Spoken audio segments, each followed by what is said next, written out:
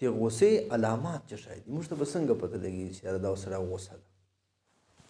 د غوسې یو علامت دا ده چې انسان د بل انسان سره خبرې بندې کړي دا اول علامت خبرې نه کوي ورسره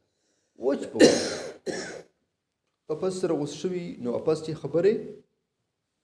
سره بندې کړي یاره ته ورشه او فلانکي ته ورشه یا راخ سره خو ونه لګي خبرې نه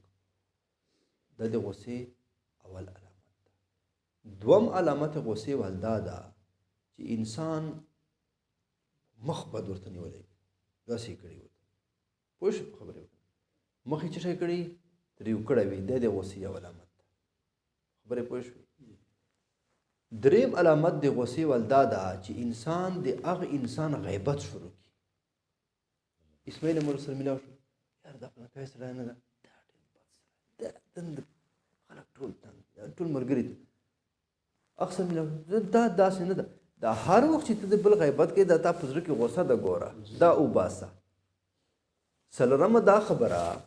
چې چا په زړه کې غوسه وي نو بیا د انسان پرده ښکاره کوي راز یې فاش کوي څه شی کوي راز یې فاش کوي ځکه یو بزرګ په باره کې راځي چې کله ته چا سره دوستي کوې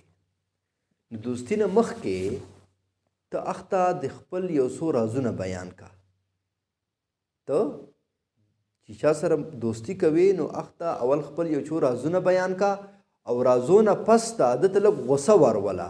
که چیرې د ده تا رازونه ښکاره کړو نو دا د دوستي لایق نه ده او که تا رازونه یې نه کړه ښکاره بیا د دوستي لایق ته ځکه چې په غوسې کې د تا رازونه نه کړه ښکاره بله خبره دا د غوسې علامت ده چې انسان د بل باندې احسان بند کړي څه شی کړي احسان په بند کړي اول به چې کوم دا کله کله به رشته داران یې پس کړي که نو کله کله بل رشته دار کره څه کړي څه ور ولیږي کور کې څه خیرات مې راته کو یار دا ملګری د لږ چاولې زیاتې او بیا چې کله غوسه یې په زړه کې بیا مقصد هر څه په بند کړي اول به کله کله روحانمین ته ګنټې وکړه یاره نن میلمانه دي ما سره میلمه شه بیا ګپ شپ ولګو اوس نه ورته وایم ځکه په زړه کې مې غوسه ده او بله خبره ده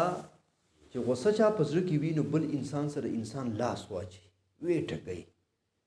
دا خو بیا اخیره درجه ده خو دا ولې ټکوي د ده په زړه کې غوسه ده که نه که غوسه نه وه د به ولې ورته لاس اچول